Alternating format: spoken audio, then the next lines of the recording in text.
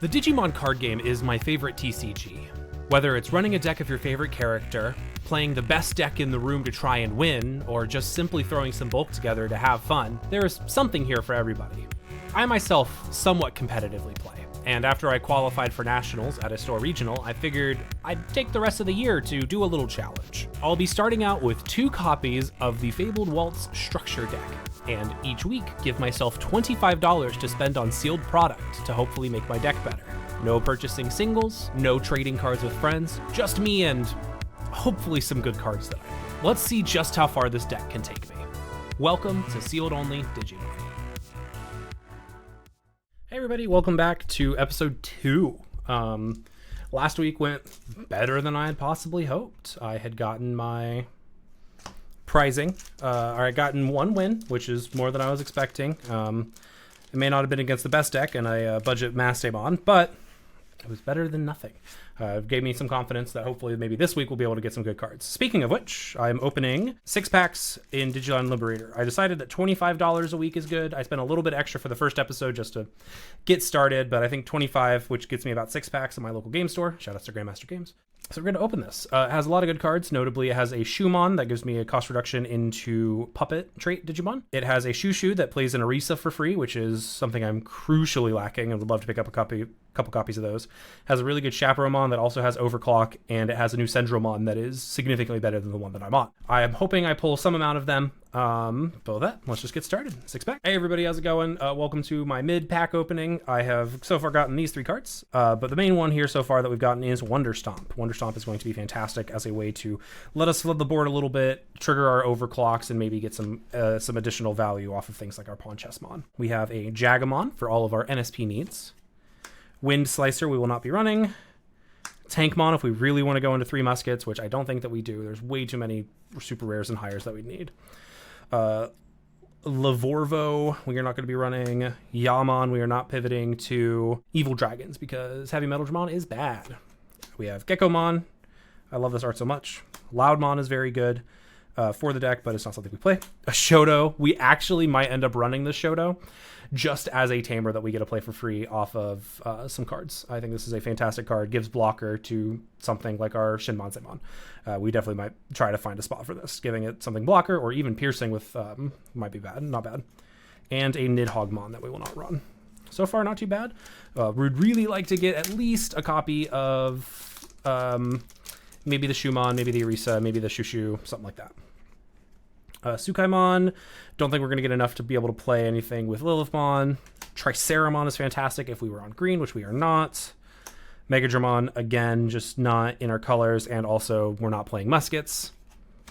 Punkmon is not great, but it is something. If we do end up pulling a bunch of Yukis and stuff, theoretically we could pivot to it, but we will not be doing that. Sorcerermon, fantastic card for the deck, but we are not running the deck, so it is bad. Gigadramon. Pixiemon is something that we do have to consider because it is a when attacking gives something -4, and we are crucially lacking on removal. Our 5 we could easily replace Pandamon. Pandamon could easily be cut with this. It's only 3 cost, gives something -4 when attacking. It's definitely, we don't get to pick it up off of any of our searching, but I think it's definitely worth considering. Black Gatomon. Jazarichmon. Chaos Triangular. There's the Yuki. We can play it for free with our Loudmon that we pulled, that we are not going to be doing. And Jazzamon. Fact number 3. Something for puppets, please. I had a friend who opened some packs from the same box after I'd opened it, and he opened 2 Arisas and a Shumon, and I was very sad because I could have been me if I had just been patient, but I wasn't, but who cares. We got Snow Agu. We got Monochromon. Demimaramon. Another Wonder Stop is pretty good. Lavorvo again. Another Punkmon, Rochimon, Durblitz, Kiaromon, giving everything, all my opponent's security Digimon -2. This is technically an option. I don't think it's better than our just draw power that we get with our egg from our starter deck, but if we find ourselves dying in security a lot, this is something good to have in our back pocket. Gatsumon, Eldradiamon is our first rare, and a second Shoto. So far, our good hits have been these 5 cards, which is 2 of each, but honestly, I'm not going to complain too much. Having 2 Shotos in my pool pretty early on is great. I will be able to splash those in pretty much anything. Obviously, it'd be best if I could play them in a green deck, but like having a couple of Shotos in my back pocket, I'm never going to complain about. Demi-Marimon, Snow Agu, Hyarimon, Tortomon, Starmon. This is one I was really excited to pick up. Having removal on a 4 is great. All of my 4s are kind of lackluster right now. So being able to have a 4 that does just give minus 3k to like out a very small body or make something smaller to be able to walk over it later is fantastic. Very happy to pick that up. Monochromon, Jazardmon, Lavo-Garitamon, Shogun Gekomon, another Durblitz, Grand Galemon to go with our Shotos, of course, and Deputymon. 2 cards that will not see the light of day. Unless I pull enough Shoto stuff and I decide to... sorry about that. Unless I decide to pull enough Shoto stuff to be able to pivot to Vortex Warriors, I will just use some money to pick up that instead, but I do not want to open for Medieval Gallant. But so far, our green pool is looking fantastic. This is our like 2nd or 3rd Monochromon. This card is fantastic. Maybe we'll be able to go into... NSPs, I guess, if that ever comes up, but we're gonna need Slalocs at a bare minimum, and I don't think we're gonna get them. We got Tortomon, Jazardmon, 2nd Starmon is fantastic, Snow Agumon, Hyarimon, Summon Frost, Paledramon, Hurricane Screwshot, Fluffymon, another Eldradimon, and Lady Devi X. Nothing there. All right, no supers. I'm hoping this last pack is something good, because so far we haven't hit a super, and 1 out of every 6 opening 6 packs with no super would be very, very sad. But even if it's just nothing, I would at least like to see a super rare.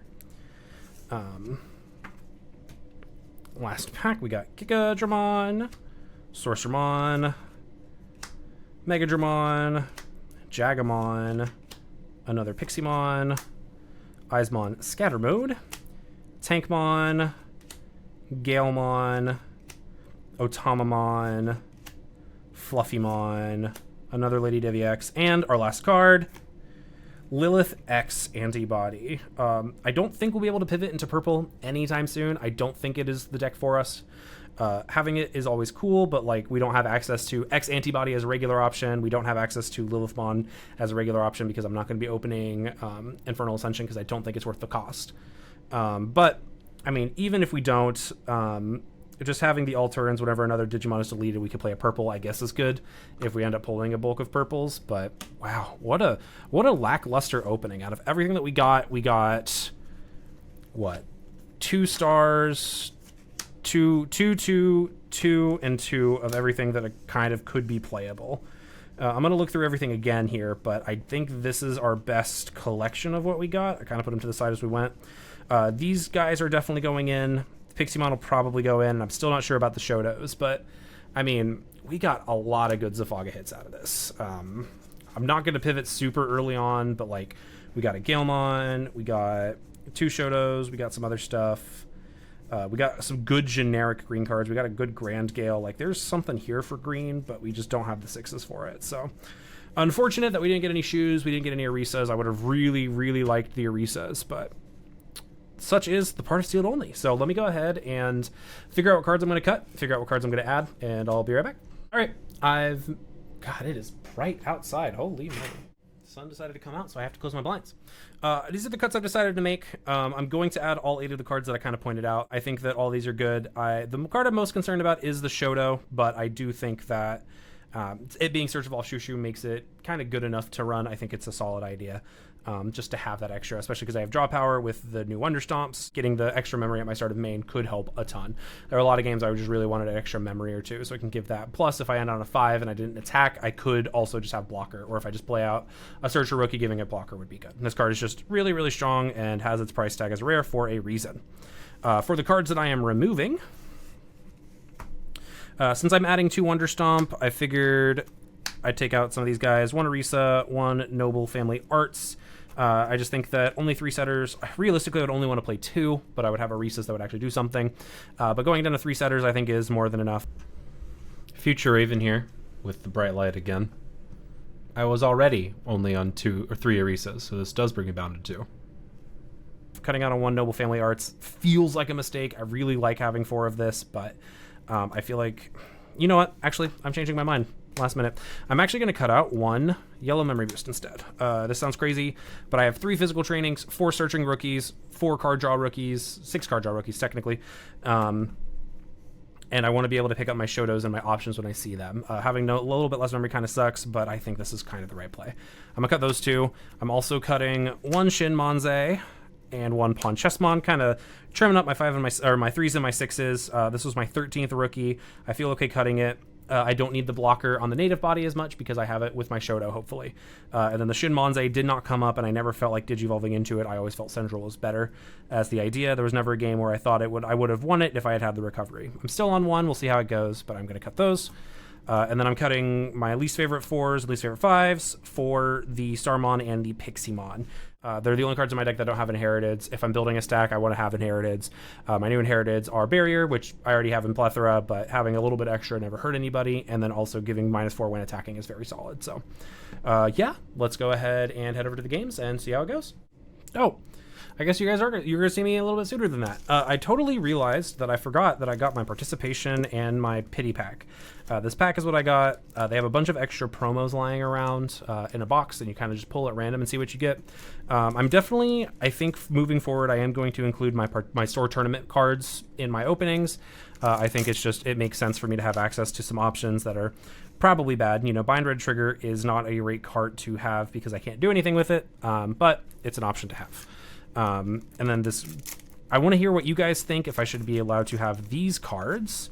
Having a Lobomon and a Gatomon are fine. This Gatomon doesn't do anything. I guess technically I can recover one, but I just cut cards that don't have inherited effects. I don't want to add another one. And I don't think I'm going to pull for Ancient Garurumon anytime soon. Technically, I do have my maximum copy. So let me know in the comments if you think that these cards should be counted. I'm leaning towards a yes on the Bind Red Trigger, leaning towards a no on the pity stuff, especially because if and when I start winning with this deck, I will actually have prize packs. So let me know in the comments if you think that the cards I get for competing in events should count. I will also let you guys know now, whenever a release event happens for EX9, I will be using that for my sealed pool for the week. That is what whenever I open those cards, that's what I will be using, just because I think it'll be fun. So let me know if you guys think that I should be able to, what I should do with those cards. I'm kind of leaning towards if I do poorly, I can use the cards that I get, because most of the time they're not particularly good.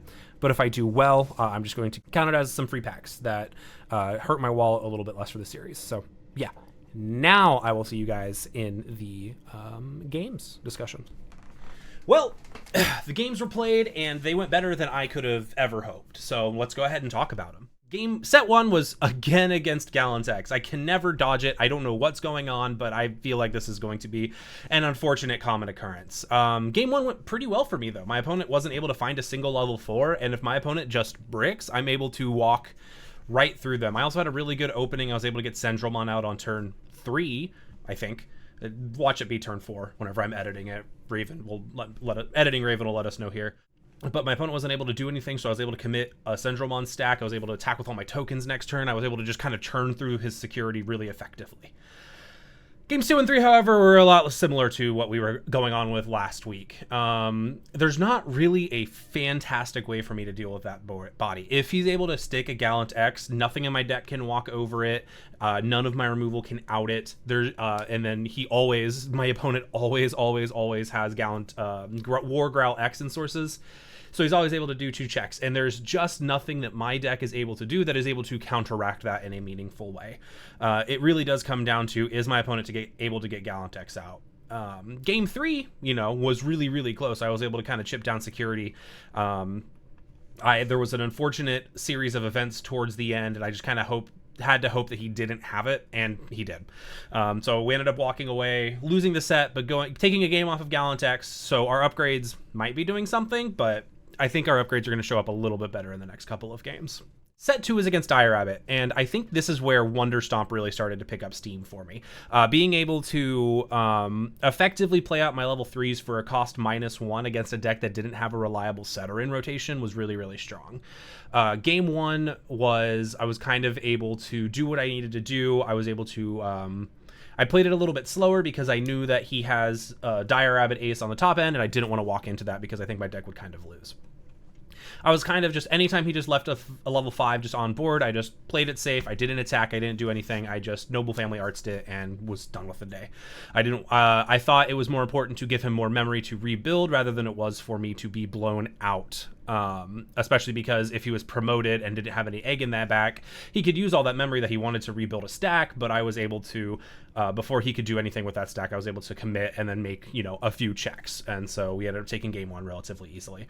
Game 2, I didn't have a Noble Family Arts, and I said, surely he doesn't have the ace this time. And he did. And it wasn't Dire Rabbit Ace, it was actually Zeph Ace, which was really surprising to me.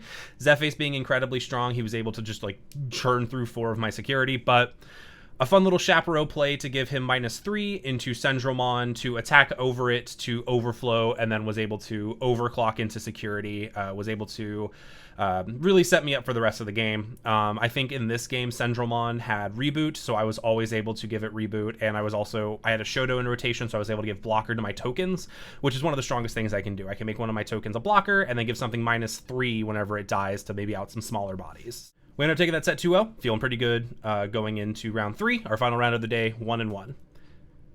And who would be our opponent in round 3 except our Mastemon opponent from last week? So game 1 against Mastemon, they were able to get a Mastemon out on turn 2. That's crazy. It helped with an Angelomon Ace, but that's very strong. They were able to get some tempo pretty early on. However, I was built up in the back. I was ready to commit. I went into a Chaperomon to give their Mastemon -6, and then I evolved into a Shin Monze on top, using a card that they had trashed from my security to kind of recover 1 and go back up to the 5 security that I needed.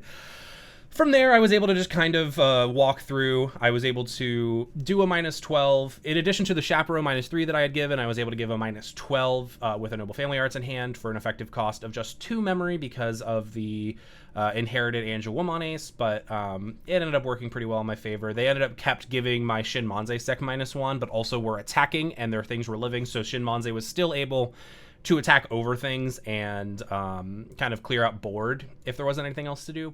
Game 2 went a lot faster for me. My opponent just plays a lot of smaller bodies out, which is what Mastemon isn't quite known for, but this is the build that my opponent's going with, is more focused on the Salamon because they like that Digimon. So I was just kind of able to out their smaller bodies with the deletion effects of my tokens. I was able to threaten blockers with them, I believe with the Shoto, and kind of just out any big bodies as they came up. So we ended up taking the set 2-0. Which is crazy because that means that we went 2-1. I was not expecting to have a positive win rate anytime soon. I will say I did win 2 sets against decks that aren't particularly meta defining. The past couple of weeks have been a little bit slow at the card shop, and I've gone against Galantex and lost twice, so it's not like I'm going to be at the top tables going into it, so I'm not going to be playing against our Megi player or anything else for the foreseeable future. But still, I was able to get 4th place overall. I mean, that's really solid for what I've kind of put myself through for 2 structure decks that are so old, that are old compared to what structure decks you can buy now. Kind of just being able to clean that up. I got 2 free packs, so that will help pay for the series exceptionally well, and I'm very much looking forward to hopefully doing that. I mean, if I can get 2 packs a week, that does pay for a third of my packs that I'm allotting myself. I'm really excited. The next video you guys are going to see is a little bit weird. As of time of recording, the next event that I have at my local game store is going to be a pre-release or a release event celebration for EX9.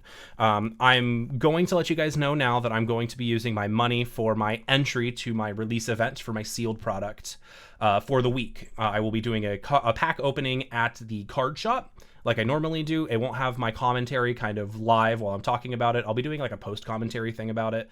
But my pool is going to be consisting of all the cards that I pull from my sealed release, in addition to the pre-release card that you get, or the release event card, which you get is the Vikemon Ace. I will be taking that into my pool, and a couple of other things. Some of you might be worried that this is like against the sanctity of sealed only, and I've been thinking about it. And I can understand where you're coming from, but I allot myself $25 a week plus $10 to pay for entry into the tournament. The event to get into sealed only does give you 6 packs and is only $30. So technically, I justify that to myself that it is still within my $25 budget, and it's just a slightly cheaper entry fee. If you guys have a humongous problem with it, let me know, but I don't think anybody will be too upset about it. What this does end up meaning in the end, however, is that there's not going to be any gameplay for the sealed only deck. If you guys let me know in the comments if you want to see my games from the event. I'll be recording them either way just because of how timelines work up. But if you guys want to see the games, let me know. There's a lot of really good cards in EX9 that I'm looking forward to pulling for sealed only. All the Kaguyamon and all the new yellow puppet support that's in there and the new Tamer, I think are all fantastic, and I really want to pick up some of them. We're going to be opening some EX9, but not for very long because BT22 looks a lot better. But next week, we'll kind of talk about the game plan if there's not going to be actual sealed only gameplay. If you guys like this video, consider leaving a like. It helps me a ton to know that you guys are into the content that I'm making right now. A really good reception to the first episode. Loved to see it. And I can't wait to see what else you guys got going on, what you guys think of the series moving forward. Turns out that I will be going to Nationals in Dallas this September. So what I'm hoping to end the series with, I'm thinking about, is a store regional at a store regional during Wave 2, sometime between like October through December, sometime in that area to qualify for Nats in Vegas, I believe. I would love to be able to qualify. I'd love to be able to bring this deck to it. I think it's a good ending. Getting into an actual full-on regional scale tournament is really tough for Digimon right now. But if I'm able to do it, I would do that.